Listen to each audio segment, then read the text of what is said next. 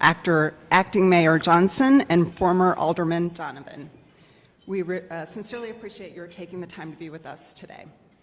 So for those of you who are not familiar with our organization, we are a statewide, nonpartisan, independent policy research organization with offices in Milwaukee and Madison. We're supported by hundreds of corporations, nonprofits, local governments, school districts, and individuals who value impartial policy research and civil policy discussion. While several organizations are planning debates this year, we believe that our event plays a special role in informing voters. As you will see when we kick things off in a few moments, our debate events refrain from challenging the candidates on personal charges levied by campaigns or outside parties.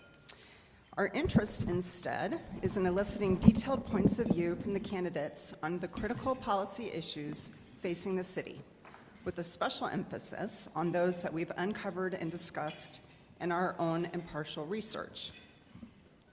Before we hear from the candidates, I want to thank our partners for today's program, the Greater Milwaukee Committee and Metropolitan Milwaukee Association of Commerce.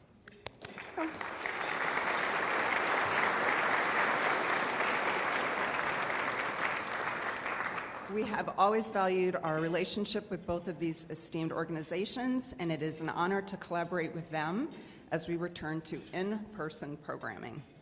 It is now my pleasure to call GMC President Joel Brennan to the podium for some welcoming remarks. Joel.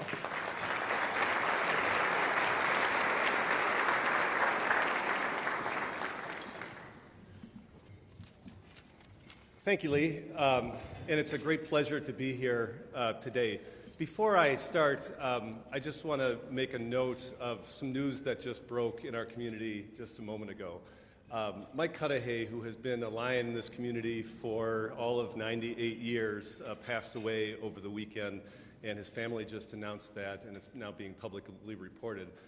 And as someone who worked with Mike for a number of years, and there are probably people around this room who were either who worked with Mike or were influenced by Mike throughout his career, I just want to take note of the important role that he played in this community. Now, you know, knowing Mike as I did for as long, I could ask for a moment of silence, but that really wasn't Mike's way of doing things. I think what Mike would do is probably look at the two candidates who are here today, you know, look you straight in the eye and say, "You better not screw this up." I think that's I hope we will all honor Mike. There'll be community celebration and community reflection about his influence here. But as someone, again, who worked very closely with Mike, I just want to make note that that's someone who had an unbelievable impact in this community and an influencer of change and innovation in this community, the likes of which we may not see again. So it's really nice to be here amongst 300 people and in a venue like the ICC. For so long, places like this have really struggled, venues like this.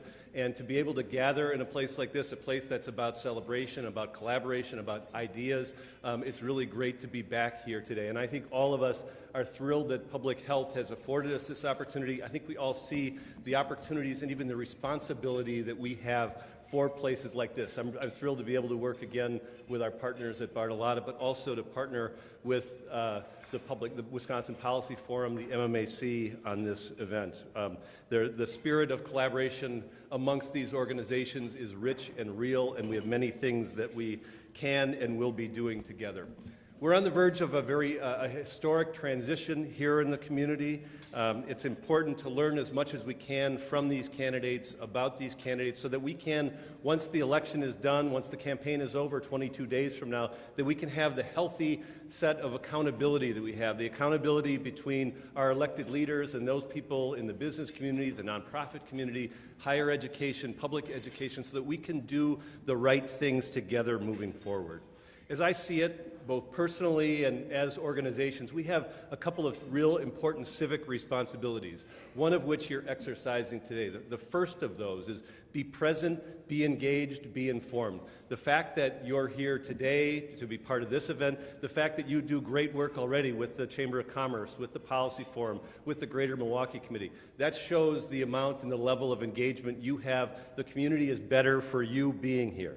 Secondly, The next thing is I think we need to participate in the public process. So being involved in that, making sure that we're voting, making sure, and I feel this is my own responsibility, I think we all should, that it's not only about our own participation, but ensuring that everybody who has an opportunity to participate in the process can do so fully, and at a time where I can say candidly that some of that is at risk by some people would want to limit some of those opportunities. So I think we all should feel that responsibility.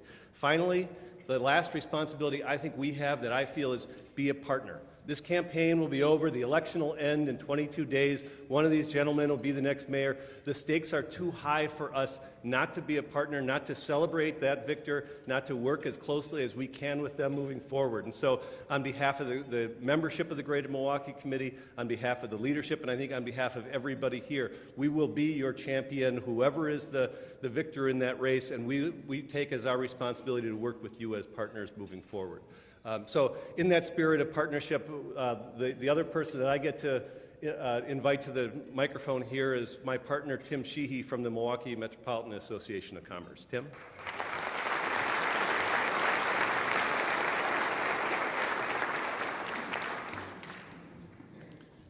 Thanks, Joel. And Rob, I always appreciate the fact-forward nature of the forum, so it's a pleasure to partner with you and the GMC.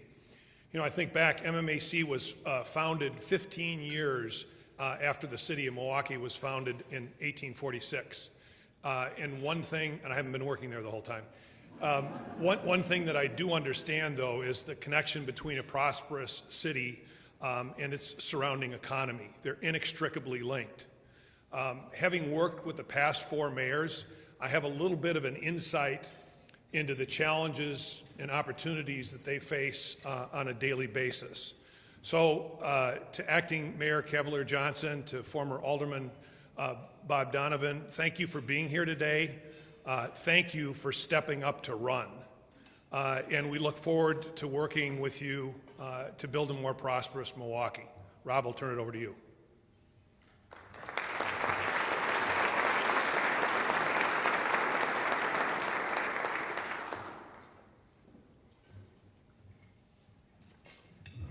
After 2 pretty tall gentlemen, so I need to adjust my mic here. So thanks, Tim. Thanks to all of you for being here with us this afternoon. We're going to get started in just a moment, but before we do so, I first want to give a shout out to a special set of generous Wisconsin Policy Forum supporters. Those are our pillars of public policy: A.O. Smith, BMO Harris, Northwestern Mutual, Potawatomi Hotel and Casino, Rockwell Automation, Spectrum, and We Energies, and our Sentinels of Civil Conduct, Johnson Controls and Von Briesen. Can we have a round of applause for those very generous sponsors?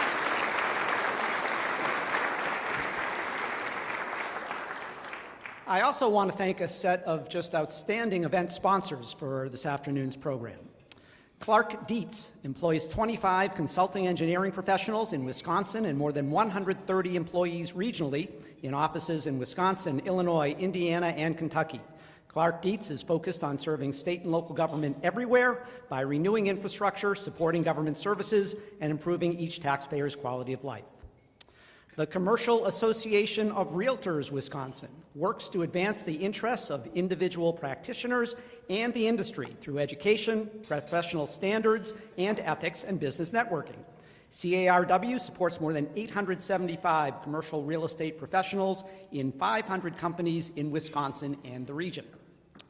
Johnson Financial Group is the largest privately held family-owned financial services company in Wisconsin, offering banking, wealth, and insurance solutions through Johnson Bank, Johnson Wealth, and Johnson Insurance. The $6 billion company offers traditional banking services along with insurance and a full array of trust, estate, and fiduciary services, and it's proud to welcome its clients, local businesses, and neighbors to its new Milwaukee office at Cathedral Place in downtown Milwaukee. Next, we have Mandel Group, an integrated real estate services firm with operations in development, construction, and property management. It is recognized as one of the premier residential multifamily developers in the greater Milwaukee area. Apartment communities developed by Mandel Group have received numerous awards for excellence, including 2 prestigious Urban Land Institute Awards for Excellence and other awards for the quality of its housing developments. The Medical College of Wisconsin brings together the most inquisitive minds in science, medicine, education, and community engagement to solve the toughest challenges in health and society today. Academic medicine is at the core, where scientists, physicians, and students work hand in hand with the community to ask the questions no one else will and fuel the continuous cycle of knowledge that's shaping the future of medicine. And just one more generous sponsor, and that is Reinhardt Berner Van Doren, SC, a full-service, business-oriented law firm with nearly 200 lawyers in 9 offices throughout the country, including one in downtown Milwaukee. The firm serves as attorneys and business law counselors throughout the U.S. and internationally to public and privately held corporations, financial institutions, family-owned businesses, retirement plans, exempt organizations, and individuals. Can we have a nice round of applause for our sponsors?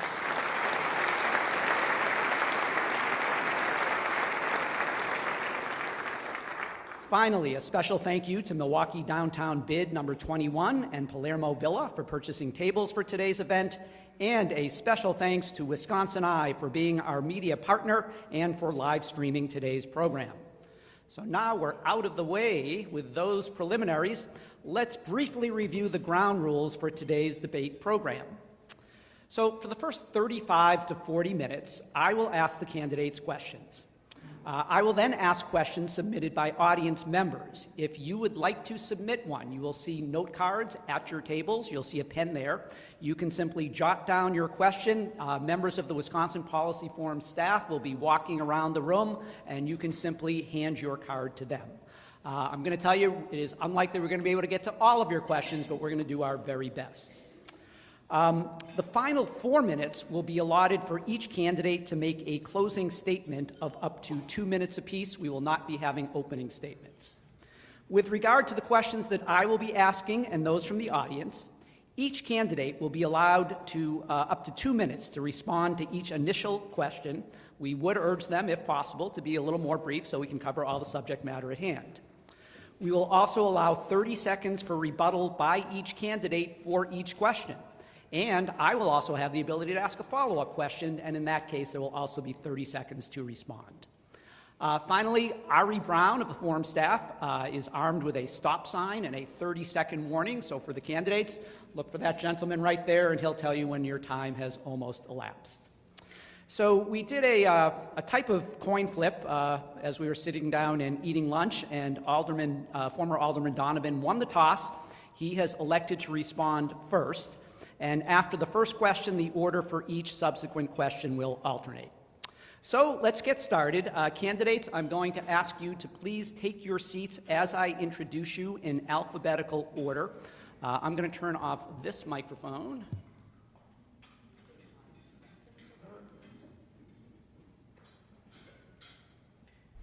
Okay. Bob Donovan served 20 years as Milwaukee's 8th District Alderman before voluntarily giving up his seat in 2020. He was a longtime chair and member of the Council's Public Safety Committee and also chaired the Anti-Graffiti Policy Committee. Welcome, former Alderman Donovan.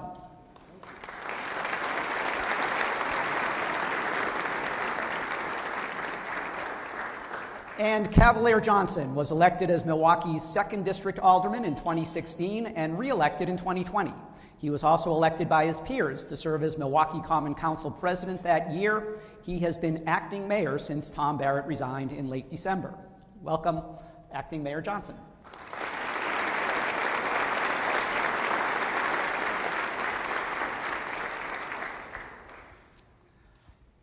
Do both of you have your microphones on? It's on the thing on your belt. And there should be a little switch there. Great. So let's get started. So both of you have served on the Common Council and have been in and around City Hall long enough to fully grasp the severity of the city's fiscal challenges, not to mention the growing political polarization that makes any assistance from Madison really a dubious proposition at best. So my very simple question for you is, why do you want this job, and why are you the person to take it? All right. Oh, I just stay here, I stay guess. seated. Oh, Yep, we're okay. no podium. Well, folks, I will tell you this. I believe that public service is my vocation, in life. And I also believe it probably took a year of retirement for me to realize that. It's important to me to be able to help people. I believe I did that for 20 years as a very active alderman in the city of Milwaukee.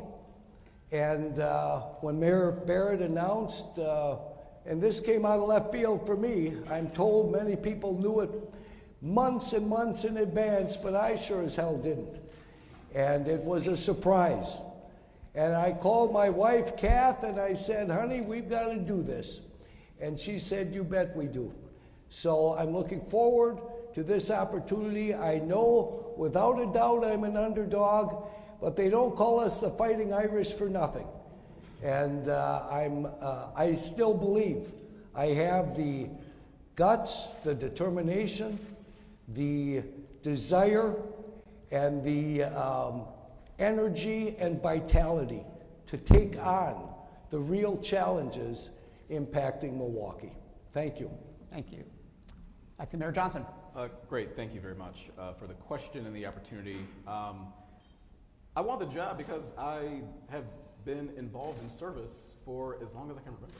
I started off as a 14-year-old kid here in the city, helping senior citizens to rake leaves and shovel snow.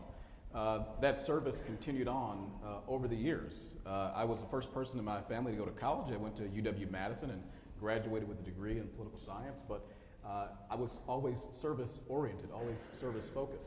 I spent my first spring break in college in New Orleans, not on a beach in Florida partying, but in New Orleans helping people after Hurricane Katrina.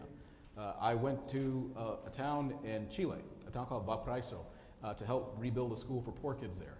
I went to New York City to work with the YMCA, went to London to work with at-risk young people, came back here to Milwaukee, where I worked with young people getting their first summer job and seniors working to retool their resumes in order to get back into the workforce. So I've been involved in service for more than 20 years, and it's led up to this moment, and I want to continue on in that service, working to help make this city better for everyone. That's why I want the job, because I love Milwaukee, I care about Milwaukee, and I want to serve it. The question about the fiscal challenges facing the city with the relationships in Madison, I have said it's going to be incumbent upon the next elected mayor to have what I call a cot in the Capitol, and that's what I'll have, working to rebuild those relationships that for the past 15 years or so just, quite frankly, have been poor. And so in order for us to move this city forward, to get the resources necessary to tackle the very important issues we'll talk about today, we need to rebuild those relationships, and I want to do that. Thank you. I think we'll dispense with a rebuttal of why you want to be mayor. We'll do rebuttals for the content questions. Wait a minute, come on here. So, no surprise to either of you or to our audience that we want to drill down a little bit further into some of the city's fiscal challenges. So this question, you'll be the first to respond, Mayor Johnson. I think you both know the city dodged a bullet in this year's budget. The provision of $396 million of federal pandemic relief funds allowed you to plug some holes in the operating budget in the 2022 budget. You've already allocated about half the money, including roughly $35 million to plug holes in this year's budget, and another $30 million that was indirectly used to build up the pension reserve. Mayor Barrett, your predecessor suggested that an additional $100 million of that allotment be set aside simply to address operating budget holes in 2023 and 2024. Do you believe that using the ARPA, the so-called ARPA funds, for that purpose will be a necessary and appropriate use for that big a chunk of the remaining money? Or what other priorities might you have to spend down this remaining about $200 million of federal pandemic relief aid? Great, and thank you for the question. Certainly there are a whole host of things that we'd like to spend the federal money on. And we did that in the first tranche of funds. We made the largest investment ever in the city's history in affordable housing. We made the largest investment ever in the city's history on tackling the issue of lead and young kids, especially getting lead and lead abatement in Milwaukee. There are a host of other things that we spent money on, including money for the Martin Luther King Jr. Drive Library, the new one that'll come online soon over the course of the next number of years. So that's important, and I want to see those sort of investments as well. However, we are at a point in time where the city is stressed financially, And that's why I keep talking about the necessity for the next elected mayor to rebuild the relationship with Madison. We only have so many opportunities to raise revenue at the city, right? We have the property tax, which, look, I'm a property owner myself. I don't want to keep going to people, hitting them on the property tax in order to take care of the needs that we have here. And then we have the state shared revenue program, which for the past nearly 20 years has just been going down and down and down and has remained flat. So we're going to need new partnerships with Madison in order to get our revenues up to the point where we can make the critical investments that we need. So I am willing and open to using ARPA to fund some of our budget shortfalls, but long term, we're going to need more assistance from Madison. Alderman Donovan. First of all, to answer your question, yes, I believe that money does need to be set aside to address that particular issue. Having said that, folks, the reality is that Milwaukee is faced not only with a fiscal crisis, we're faced with a public safety crisis. I'm sure we'll get into that later. Having said that, I don't pretend to be an expert in municipal finance. I'm a retail politician, but I'm also a leader. And a leader identifies what the problem is and gathers the best people around the table to fashion a solution. And then that leader has the guts and determination and courage to move that decision forward. That's what I believe we need in the mayor's office. As mayor, I would insist that a audit be conducted of every single city department to ensure every penny is being spent wisely. And I would ask the private sector to pay for that. Why? Because each of you has a vested interest in the well-being and an efficient, effective local government. Second of all, I look at this challenge as an opportunity for us to reimagine how we deliver our services to our citizens, how we do local government, and how we pay for it. And finally, I would say this. I agree with Alderman Johnson. Absolutely, we need a partnership with the state of Wisconsin. I believe I have those connections in Madison with the members of the legislature that can pull that partnership off. Those things are needed in our next mayor to be able to work with the Republicans in the legislature. If you want something done, you've got to work with the people in charge. Thank you. So, Mayor Johnson, you have 30 seconds if you'd like to say anything else in response to that question. Yeah, I mean, as you mentioned, Alderman Donovan had been in office for 20 years, and the problems that we've had financially in the city have been going on for roughly that same amount of time, where we've lost shared revenue. So if there are relationships in Madison that could be utilized to help to fix the situation, I would have hoped that before we got to this dire point in our city's history, that those opportunities for better relationships would have been explored and used so we wouldn't be here. I said I'm going to rebuild those relationships. That's exactly what I'm doing. I've met with Speaker Voss already. I'm going to continue working with folks in Madison because I'm a political realist and understand that Republicans are in charge of the legislature. We have to work with them to move things forward. I've got a great relationship with the governor. I want to work to marry those two things and get things done for the city. Thank you. Alderman Donovan, you have 30 seconds. Very quickly, I will say this. Anyone who compares the authority and the clout of one single alderman against the authority and clout of the mayor doesn't understand local government. For years, I did my absolute best to point out the deficiencies as I saw them in our previous administration and the failures, I might add, for them to tackle these very important issues. He's right. This problem has gone on for years and years and years. Thank you. We're going to stay on city finances.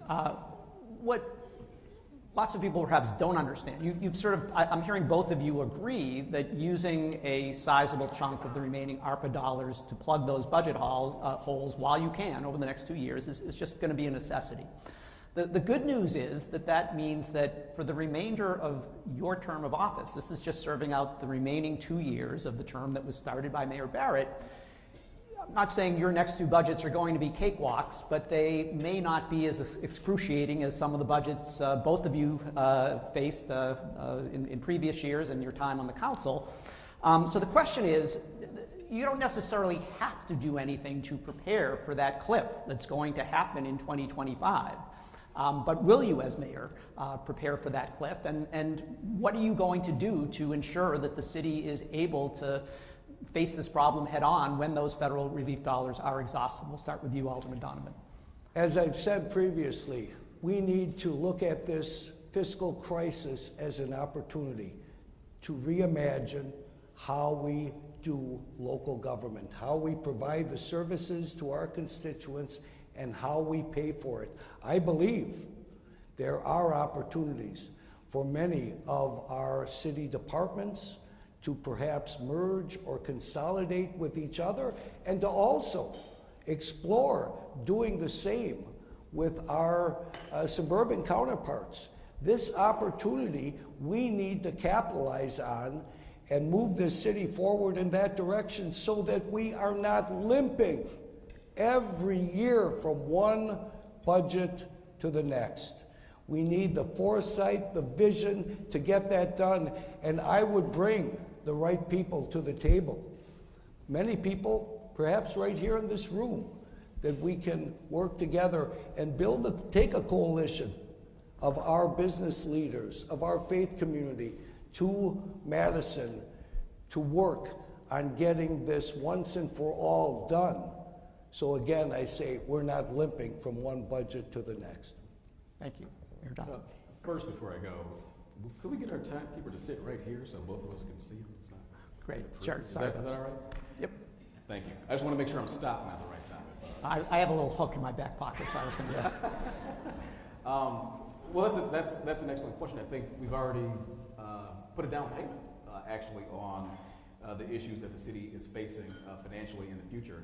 When you talk about that first tranche of ARPA funds and what the city did in order to give us a lifeline, actually, I'm the one that led on that, working to make sure that we were able to sock away $30 million additional to be able to take on our pension problem, so that when we get to that cliff, we don't have to fall off right away. There's some more runway there.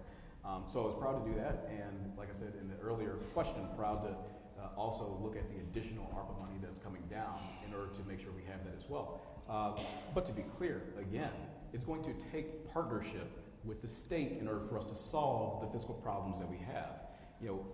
Local governments, whether it's the county or it's cities, we're creatures of the state. And we have to listen to the rules that are given to us and use the powers that are given to us by state government. And so in order for us to solve the fiscal challenges that are in front of us, we need the state's partnership. We need the state's help. That's exactly what I'm working to do right now. That's why in the first month or so that I was in the mayor's office, I went to the Capitol and I met with Speaker Voss. That's why I've been working over the course of the last year with Senator Coenga on this very important issue to make sure we have resources coming in. And it's also important to realize that we have long-term issues with our policing and our fire, right? And those costs continue to go up. And if we don't have something additional in terms of funding outside of a sales tax to fund local government services, something to maintain our police and fire services, we're going to be right back here. So that's why a long-standing and better relationship with Madison is appropriate and necessary for us to move this economic problem, this financial problem rather, forward in the city. Great. Alderman Donovan, you have 30 seconds if you'd like to add anything on this topic. Nope. Okay, let's move on. Pension fund. This has now come up, and clearly that is, of all the major financial challenges facing city government, that is perhaps the foremost. So I'm going to start with you, Mayor Johnson, with this question. What is your plan to try to get those pension fund payments under control? Would you support a shift of all new city employees to the Wisconsin retirement system, as has been proposed by State Senator Coenga? And or what other strategies might you support to address these skyrocketing pension payments, including the possibility of increased employee contributions or benefit cuts going forward? Well, I didn't see the question, but I've been doing the work, so that's how I knew that Senator Coenga was deeply involved with this. Listen, again, we've got a long-standing problem here, and Milwaukee County and the city of Milwaukee are the only two governmental entities in the state of Wisconsin that have their own pension systems, right? There's a problem with that. So yes, the answer to the question is yes. I would work with the state to transition new employees over into the Wisconsin retirement system and then have a slow close of the city of Milwaukee's pension system, right? I think that puts us in a position where we have greater ability to control our financial future. And so it's important, again, a lot of these questions keep pointing us back to the central theme here is that we need a better relationship with the legislature. We need a better relationship with Madison, and absent that, the city's going to be in a dire financial position, right? And so that's why I have been working with him. That's why I have, started making the connections and building new relationships in Madison so that we can move our city in the direction that it needs to go economically and financially. So yes, I would be willing to do that, and everything I think has to be on the table to make sure that the city is able to survive and that we're able to provide services to the people who both expect them and, quite frankly, deserve them. Alderman Donovan. Well, I would agree with my opponent. Absolutely, we need to work closely with the state of Wisconsin. In discussions I have had with Senator Kuyanga, I agree everything needs to be on the table to explore the best way to move forward. Having said that, my opponent has mentioned the importance of working with the state. I couldn't agree more. But folks, what I have seen over the years, and I want to raise this issue because I think it's an important one, what has stifled, what I believe has stifled our ability to work with the legislature in Madison over the years is their lack of confidence in the leadership, number one, in Milwaukee, and number two, the partisanship that I have seen go on over the years. Now, we need to keep in mind that there's a reason why, as mayor and as alderman and as all local officials, the founders, going back 100 years in Wisconsin, created local government to be nonpartisan. There's a reason for that, to be able to work with both parties in moving our city and our local communities forward, whoever is running the show in Madison. So I think we do need to look inside ourselves at times and try and be as nonpartisan as possible for the benefit of our community. Thank you. Mayor Johnson, you have 30 seconds if you'd like to say anything else. I have said a number of times that the way that I'm approaching this is to rebuild relationships. I think that's critically important. I've said a number of times that I'm a political realist. These positions are not, the mayor's position is certainly nonpartisan, but all of us go and pull a lever in November. All of us have our own partisanship, and I think it's okay to be upfront with that because, quite frankly, voters ask us that when we go to their doors. They say, are you a Democrat or you're a Republican? And I'm not afraid or ashamed to raise my hand and say that, yes, I'm a Democrat. I've got a great relationship with the governor, but I'm a political realist too, and I know that I have to work with the Republicans, and that's exactly what I'm doing. Alderman Donovan, anything else you'd like to say? No, that's fine. Okay. So we've talked a lot about the relationship with the state and the sort of desperate need for state aid here. But the fact is, as you've both acknowledged, I mean, I've been in this town for 28 years and the city has been asking for more state aid, and that's essentially fallen on deaf ears. So end of the day, it's likely to come down to some very excruciating decisions about where to cut. Let's take a look at some of the various functions of city government, and let's start with the one that is typically on most people's minds first, and that's the Milwaukee Police Department. Again, over the next 2 years, it's possible you won't have to look at huge gaping holes in the budget, but I want to ask you about MPD. The policy of city leaders for many, many years, despite these growing fiscal challenges, has been to protect MPD, and that has meant cuts for the rest of city government. Even that had to change over the past couple of years. If you're elected mayor, would you make a commitment for the next 2 years to minimally hold MPD staffing levels where they are today? And if so, if you do have to cut, where would you look? I think we are at Mayor Johnson to start. Yeah, thank you. Listen, I want for there to be a certain level of service delivery for the police. As a matter of fact, The city is undergoing, or will soon be, a matrix study to determine the appropriate number of police officers for the Milwaukee Police Department, or a city of our size. And I want to maintain that. But as we said in the previous question, like, all things have to be on the table, because in order to be an effective leader and be truthful and level with the people of the city, right, we've got to tell them that in order to fund the police or any other government function, we have to have the revenue in order to do it. But, like, that's just the case. And so that's why it's incredibly important to me, again, to rebuild these relationships with Madison so that we have the resources to fund police and fire and libraries and snow plowing and recycling collection and all these city services that the residents of this city, the visitors, the commuters who come here every day, both expect as well as deserve. So I don't want to see cuts to the police department, and that's why we're fighting, again, to get additional revenue and to maintain those police levels. But the reality is that we have to be able to pay for it, and we have to level with the people in this community in order for them to know that. And we got to encourage not just our citizens, but also folks in the business community to be our partners as well. And I know that they are, and they have been very helpful, so that we can get the revenues necessary to keep our police and other city government functions running as they should.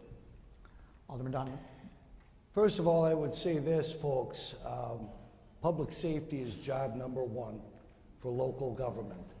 The city of Milwaukee is faced with a public safety crisis, and we cannot expect our police department to adequately address those problems without the appropriate level of manpower. My opponent has, every year he's been an alderman, voted to cut police manpower. Having said that, I recognize the fact that we need the support of Madison. In the conversations I have had with state representatives and state senators, there is a strong desire on their part to help Milwaukee initially with the public safety crisis that we're dealing with, is initially filling those positions that have been cut over the years. There is that commitment, and I am confident as mayor we could move that partnership forward. Beyond that, yes, all of the other services are needed. We've dug ourselves into such a deep hole. We are not paying our employees nearly what their counterparts in the suburbs are being paid. There are so many issues that need to be addressed. It is paramount that that partnership with the state move forward, and I believe I'm the individual who can pull that off. Thank you. I want to keep on going on police. So you both talk about public safety, and public safety means different things to different people. Clearly, police staffing levels are one piece of it, but there are a series of violence prevention strategies that the city has undertaken in recent years. And so I'd like both of you to comment, starting with you, Alderman Donovan, on what do you think is the appropriate balance, given that the dollars are finite, between maintaining police staffing levels and investing in other public safety strategies, such as the Office of Violence Prevention? Sure, and Rob, you hit it right on the head. Oftentimes in public safety, we concentrate everything and we focus entirely on police. And I will say this, over the years, part of our criminal justice system typically flies under the radar, and that's our district attorneys, our judges, our courts, our court commissioners. I believe the policies that have been enacted in many of the last years are soft on crime and have created an atmosphere in this community where the criminal element feels they will not be held accountable. So we need to focus in on holding our judges, our DAs accountable, and doing their job to hold criminals accountable for their crimes. Second of all, I am wholeheartedly supportive of preventing violence. I am not convinced, however, that we need to fund agencies that can't prove to us how successful they've been in the accomplishment of their mission. Now, there is some very successful programs that exist across the country. One of them is going on in Boston. I might add, a city that has bucked the system and is not experiencing the huge increase in crime we've seen in cities across America. The Boston model works closely with the faith community, the police and the pastors working in these neighborhoods and intervening in young people's lives, people who are on the fence and could go either way. Projects like that we need to duplicate here in Milwaukee. Thank you. Thank you. Mayor Johnson. Thank you. I would go back just for a second to the previous question and my votes to actually voted to sustain police budgets. I voted to support the police budgets. My opponent, we can just say our names, it's only two of us, Bob, actually, you fund departments or you don't, right? That's what we do at budgets. And so for the 4 years that we overlapped on the Common Council, he voted no on the police budget for 4 years. So if you're not funding the department, then you're effectively defunding the department. So Bob, you voted to defund the police, actually, over the course of the 4 years that we overlapped on the city council, while I funded the police. And as a matter of fact, there are 26 new police officers on the street right now serving the people of the city because of a COPS grant that I put forward, that I fought for, that I got the council to reconsider. And now African American, Latino, Asian men and women who live in the city for the most part are on the streets protecting and serving the people of Milwaukee. So that's one. In terms of violence prevention, I wholeheartedly support the Office of Violence Prevention, and I think there's great value added to it. Listen, we have issues in this community, right, where we need to rebuild relationships with the police and the neighborhoods. That certainly is true. But the Office of Violence Prevention is a partner to help to do that. Just because you're not able to put down everyone's name that you had an interaction with to quantify it that way doesn't mean it's not effective. It certainly is. There's an example from just last year where there was an incident where somebody was killed in the city. There was somebody was planning to have some retaliatory violence at a visual. All of us seen visuals on the news. There's dozens of people gathered. The Office of Violence Prevention, because they're a trusted, credible messenger, was able to get the family to postpone their vigil by a day and interrupt that violence. And when you think about the economic costs of violence, right? The police showing up, the fire department showing up, the hospital costs, the funeral costs, all of those, it certainly saves money. And in the city of Milwaukee, our Office of Violence Prevention is federally funded for the most part. There are 10 positions, 7 of which are either fully or partially funded by federal funds. So it's a great investment for a great cause in the city. I support violence prevention. Thanks. Alderman Donovan, you have 30 seconds. Thank you. I was waiting for this opportunity to comment. Alderman Johnson, Cavalier, is attempting to paint me as anti-cop. Well, that's a good one. I can't wait to see that commercial, okay? The sad reality is, folks, I voted against the overall budgets because they cut the police manpower. Our police currently cannot keep up with the calls for help coming from our constituents. We can't even investigate the homicides and the crimes adequately enough because of the cuts to the Detective Bureau. I could go on, but my time's up. Thank you. And Mayor Johnson, you have 30 seconds. I think the record speaks for itself. You're either funding a department, which I did, or you're not funding the department. You can try to spin it any way you want to, but the fact of the matter is that you're either voting for the police budget or you're voting against the police budget. When I was on the council, I voted for every single police budget that came before us. Alderman Donovan, Bob voted against every single police budget that came before us. You guys can decide yourselves. Thank you. So we could obviously spend the rest of the afternoon on violence prevention and public safety. We're not. I just have 2 more topics I want to cover, then we're going to get to the audience questions, already getting some great ones. We are now 2 years into the COVID-19 crisis. And so I'm going to ask, as each of you looks back, what is your assessment of the city's performance in curbing the spread of the coronavirus, reacting to its deadly impacts, and addressing the particular issues faced by people of color and vulnerable populations in the city of Milwaukee? Mayor Johnson, you're up first.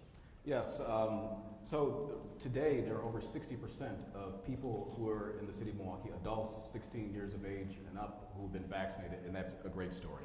But unfortunately, those numbers for vaccination are stubbornly low in communities of color. And when you think about when COVID first struck Milwaukee, it hit the African American community the hardest, and then on the south side in the Latino community. So these are areas where we have to be more nimble, and we have to have new approaches to make sure that we're getting information and also vaccinations out to those communities that need them. And so the health department, I think, has been working over the course of the past 2 years to answer that call, right? There have been a number of community clinics, whether they're at Milwaukee Public Schools, whether they're mobile sites, or folks with vaccines going directly to people's houses, giving them vaccines in their arms.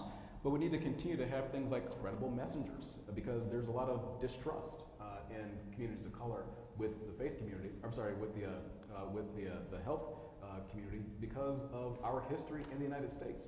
We have to understand that, we have to apply those things, and we have to do a better job of reaching into those underserved communities on the north side as well as on the south side of the city. But overall, I think the health department has done work that they never probably would have thought that they would have done, reaching out to community and being on the ground, being essentially sort of like a COVID first responder of sorts. And I think that's great. That's something I would like to see to continue move forward, because it's not just COVID. I mean, there are certainly other diseases and other health issues that we have in the city, and we could really use our health department to be at the forefront to help us to mitigate those effects in our community as well. Thank you. Alderman Donovan. I would say this, folks. I think over the last 2 years, people's trust in government has been challenged, has diminished. People's trust in public health has diminished because of so many of the mixed signals we were hearing from the so-called experts on this pandemic. That's an issue that concerns me as a possible mayor of this community.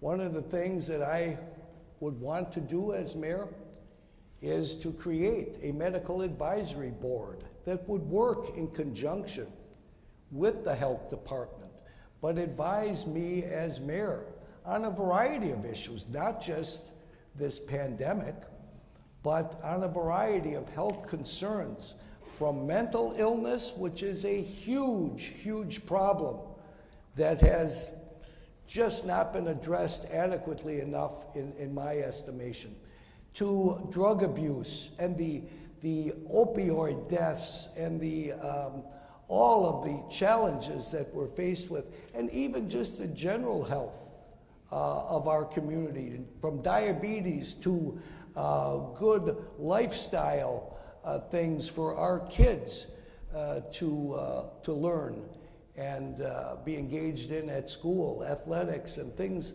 along those lines. So I feel it's important. I would also want to have a mobile medical clinic working in conjunction and paid for by our hospitals, staffed by volunteer doctors and nurses and medical students that could get out into our underserved neighborhoods and provide the necessary services that so many of our constituents need.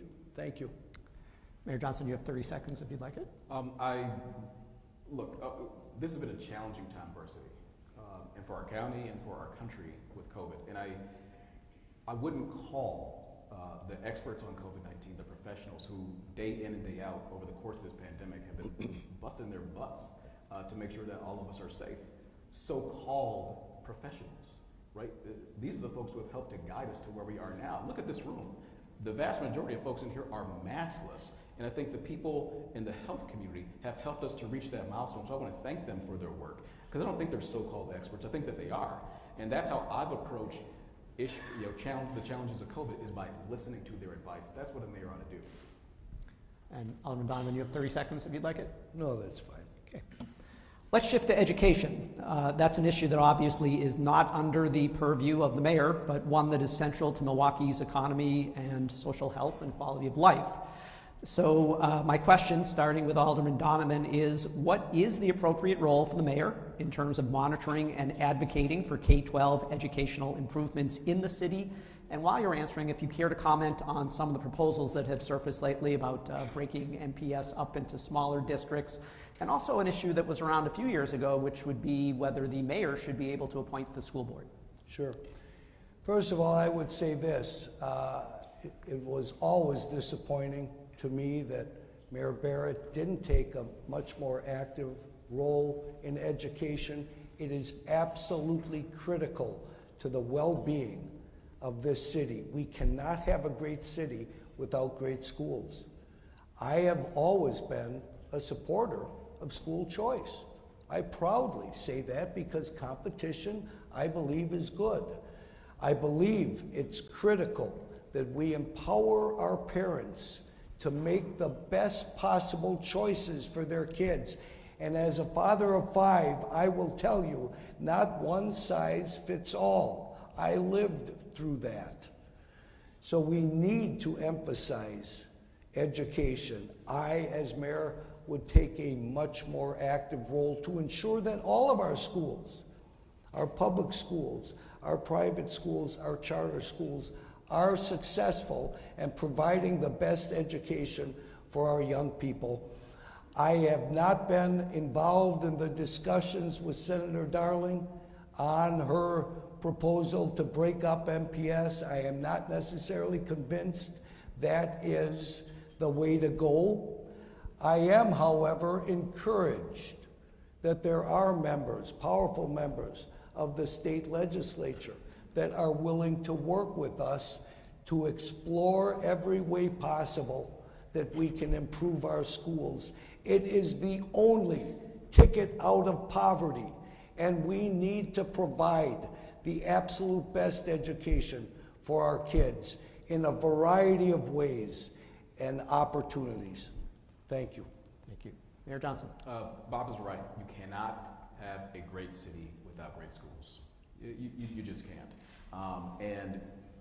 Rob, you're right as well, is that the mayor does not play in education as mayors in other cities do. Here in Milwaukee, it's different. We have a democratically elected school board, and we have other governance structures for schools in Milwaukee as well. My view is this, right, is that as mayor, there are things that we can do, that the mayor can do, using the bully pulpit to affect things around the school before a kid even enters into a classroom, right? So if a kid is going to school and they're hungry, well, that's something that the mayor can do something about. If a kid is going to school and they've got trauma because there's violence in their neighborhood, well, that's something that a mayor can do something about. If a kid is going to school and they're sleepy because they've got instability in their home and they're moving around a lot, well, that's something that a mayor can do something about. That's where my time and my energy will be focused as mayor, is on those things on the outside so that kids are prepared to go and to learn in the classrooms when they get there. And on the recent legislation that's been floated regarding breaking up the Milwaukee Public Schools District, listen, I'm an MPS graduate. I graduated in 2005 from Bayview High School. I'm also a father of a 6th grader in Milwaukee Public Schools. I have 2 3-year-old daughters who on the 23rd of this month will be 4, and they'll get out of the house and go to school. They're also going to go to Milwaukee Public Schools. And I'm the mayor. I'm the sitting mayor right now. In none of those capacities, as a graduate, as a parent, as a mayor, was I contacted. And if I wasn't contacted, I would dare to imagine that other MPS parents in this room or in the city were also not consulted on this initiative as well. I would think that if legislators in Madison are really concerned about education in Milwaukee, then they should be working to fix those root cause problems that we've talked about in this debate already. Thank you. Alderman Donovan, you have 30 seconds if you'd like it. Okay. I'm going to ask a follow-up that's actually a question from the audience, which is there's been considerable controversy regarding whether MPS should make its surplus buildings available for non-MPS school operators who are seeking space. Now, those buildings are actually owned by the city, and a member of our audience wants to know if you will support making those buildings available to non-MPS schools if you are elected mayor. We'll start with Mayor Johnson. Yeah. There was an incident that happened when I was on the council where there was a charter school that sought to come into the city. And they were looking to go to Carlton Elementary School, which for years had been shuttered. Carlton is special to me. It was my first school. And I told the charter school, that it would be my desire that you not come to the city for this, but you go to MPS. You try to get a charter through there. That way you're able to have the sort of competition that we're talking about, but you're also not harming the public school because those students are then counted in the MPS student population. So I would have been open to seeing something like that.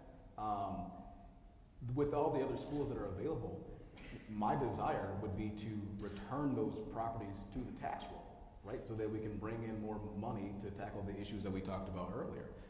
But absent that, look, if there's an opportunity to have other schools be able to come in here, then yeah, I'm open to those conversations as well. Absolutely. Great. Alderman Donovan.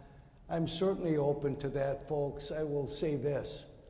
Those buildings, irregardless of when they were built, and some of them, I'm certain, many, many years ago, were built with taxpayer money for the purpose of educating our young people. Now, if they're vacant now, for whatever reason, I see no problem. In fact, I would encourage other schools to come in and utilize those facilities, oftentimes much better facilities than what they are coming from.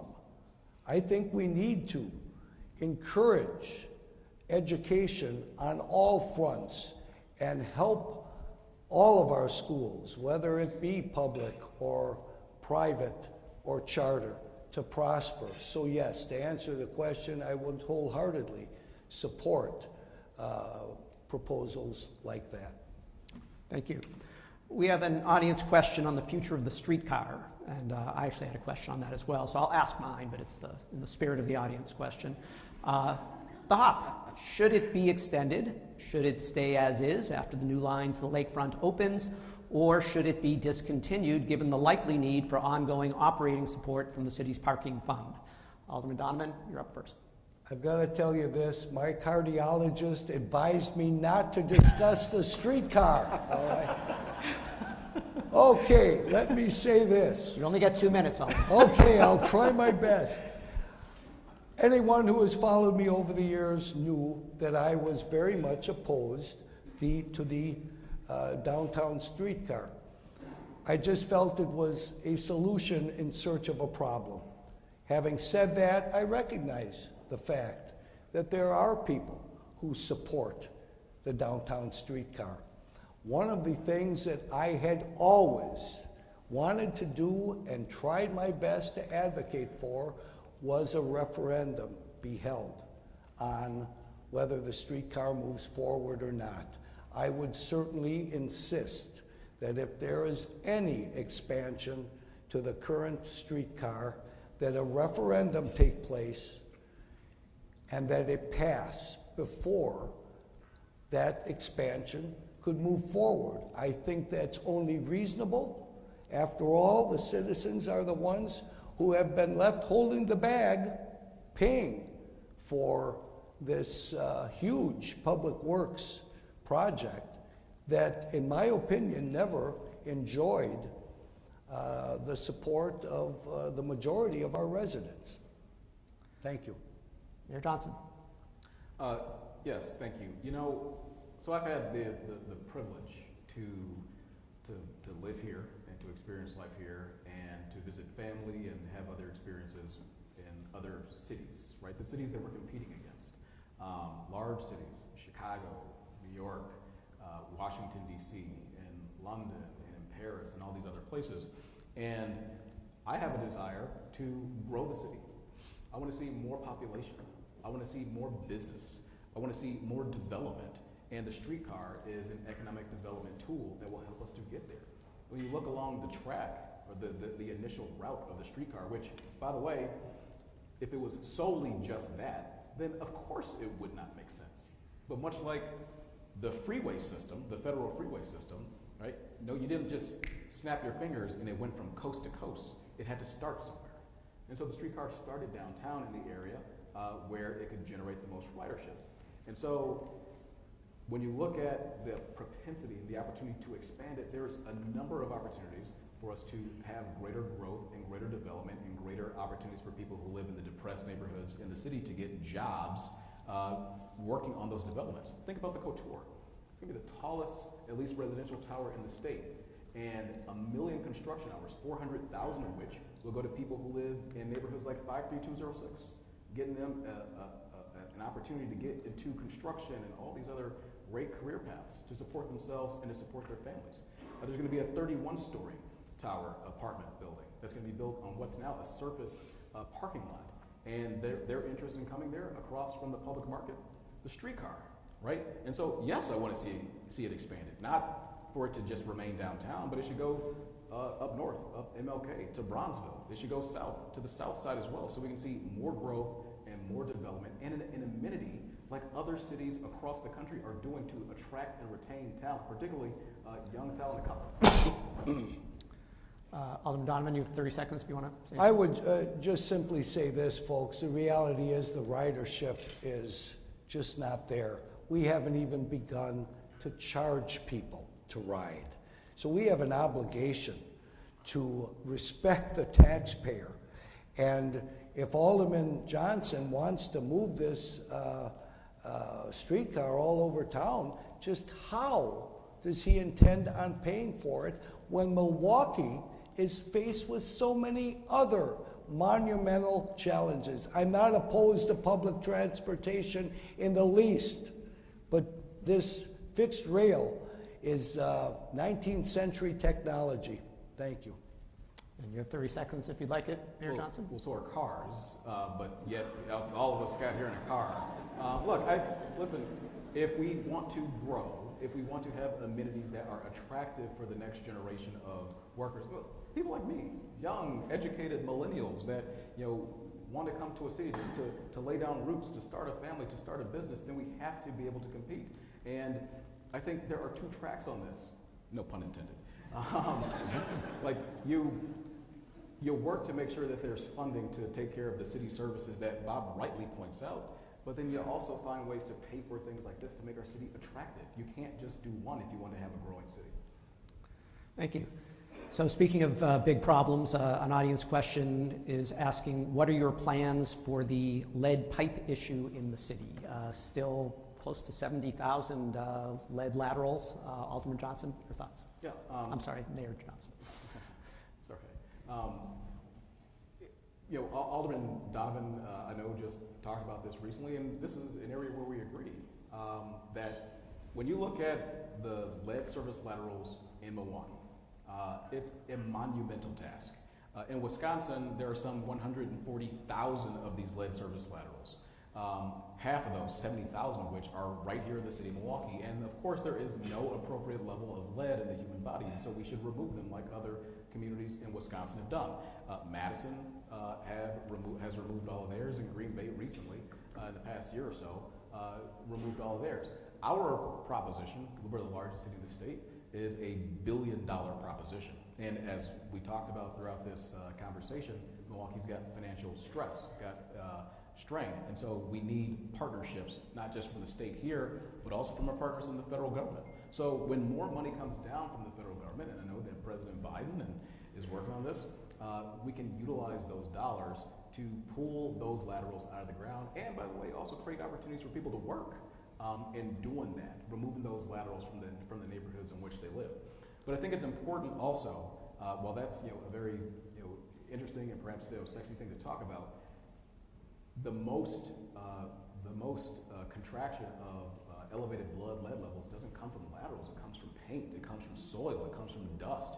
And so we can't take our eyes off of that. That's why I was proud to put forward that legislation where we spent that first tranche of American Rescue Plan Act dollars, and we invested the largest amount of money ever, $26 million, to tackle that very issue. So it's important that we do both.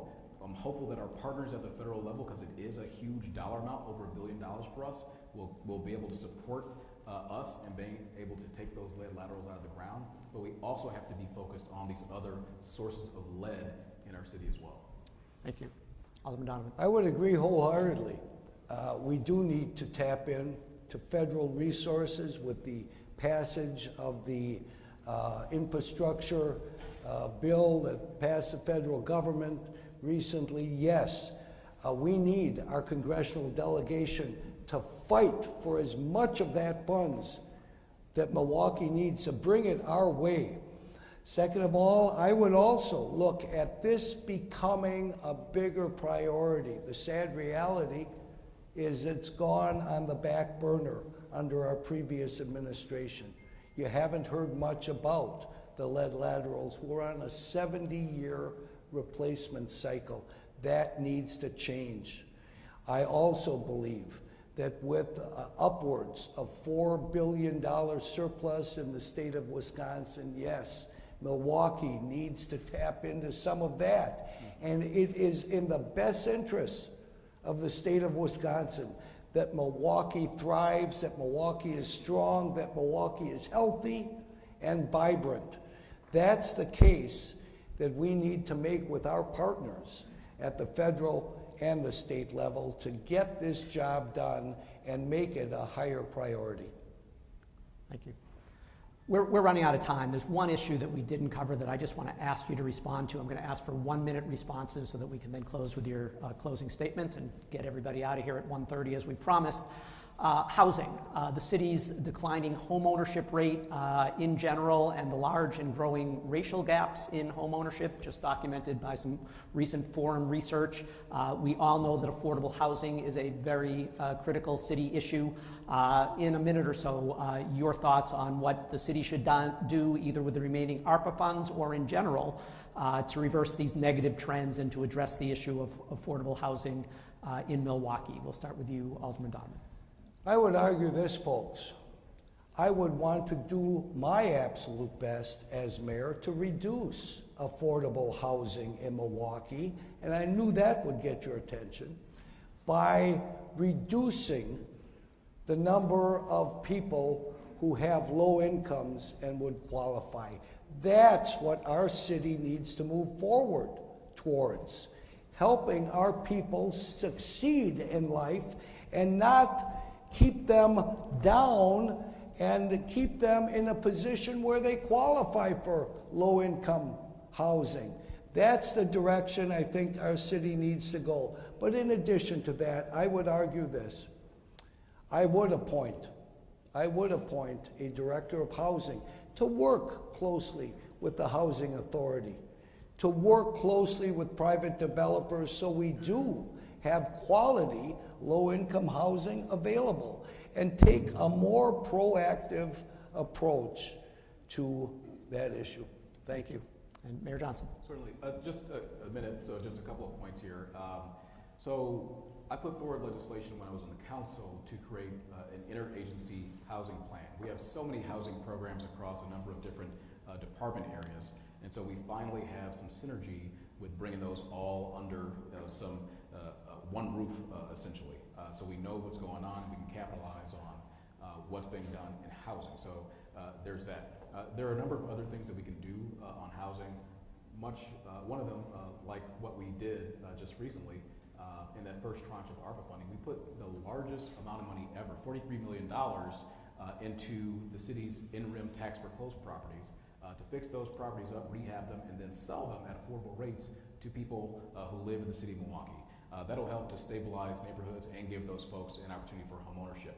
We also invested $10 million into our housing trust fund with a challenge to developers to help to get those dollars out in developments to help with the issue of affordable housing. But Bob's right. We got to work to make sure that people have higher wages here so that they can support themselves and support their family and have some financial breathing room in this city. And I want to support that as well. Thank you. So we've now reached the conclusion. We're going to allow each candidate to make a 2-minute closing statement. And because Alderman Donovan got the first question, Mayor Johnson will go first for the closing statement. Great. Well, I want to thank you, Rob, and I want to thank everybody here that joined us in person for this event. And I want to thank Alderman Donovan as well for being here. The city of Milwaukee has a number of challenges, but the city has a lot of potential. But I think that potential will remain untapped, though, unless We have a city that is safe, first and foremost, that is strong, and that's prosperous for everybody.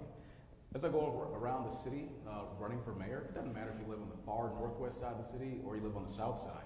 It doesn't matter if you're in the business community downtown or you live on the east side or west side. It doesn't matter if you're liberal or you're conservative. It doesn't matter if you live in a depressed neighborhood or not. You know, people want to have a city where they can feel safe in. They want to have a city that they can grow their family in. They want to have a city where they know they can have an opportunity to have a family support and job in. And the people of this city want a leader. They want a leader that can help to rebuild those relationships that we have in Madison so that we can deliver services that they expect and that they deserve and that they've come to know here in Milwaukee. They want a leader who will look to the future and make sure that there's a place for their kids to come back to have opportunities in so that they stay here and they don't move away. The people of the city want a mayor who's going to get us from where we are to the midpoint now. We're no longer talking about entering the 21st century, we're in it. And we need a leader who's going to get us from where we are to that point. I believe I'm that leader. I've had the experience of growing up in this city, living in the most depressed neighborhoods in Milwaukee, and potentially for the first time in the 176-year history of our city, we have the opportunity to elect somebody who reflects those values, who reflects those challenges, and can use those to implement policies to move our city forward in those challenged neighborhoods. Because when those neighborhoods rise, well then so too does the entire city. Thank you very much. Thank you. Alderman Donovan. Well, folks, I will say this. April 5th is decision day in the city of Milwaukee. We have a choice to make. Do we continue down the same old path, electing more of the same, electing more of the same kinds of individuals that pretty much got us into this mess in the first place, or do we go in a different direction? In my opinion, a better direction. For 20 years, I served the residents of the city of Milwaukee as a very active alderman. I've stood up and fought for the best interests of my constituents because that was my job.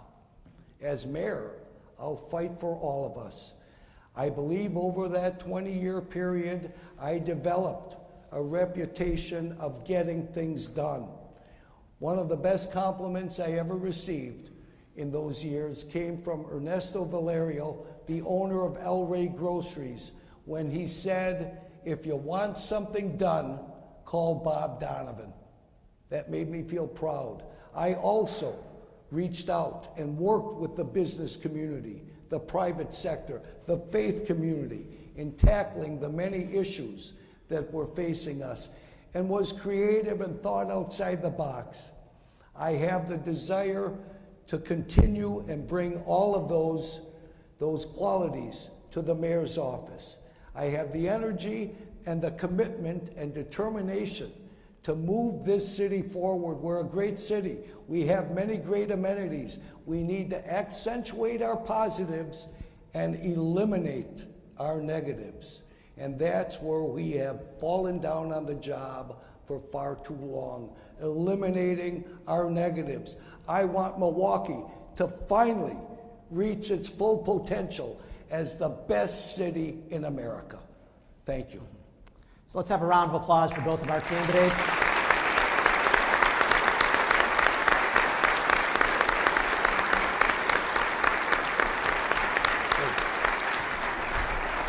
Again, thank you so much for taking the time to join us. Thanks again to our sponsors, our program partners, the GMC and the MMAC. Thanks to all of you for joining us here, both in person and those who are tuning in virtually via Wisconsin Eye. As our state and communities face increasingly difficult policy challenges, the Wisconsin Policy Forum maintains its commitment to providing the highest level of nonpartisan public policy research. Stay tuned for plenty of upcoming research and reports on the key issues facing not only our city, but also our region and our state. Finally, we disseminate our research, as you may be aware, through various forms of social media, including Facebook, Twitter, and LinkedIn.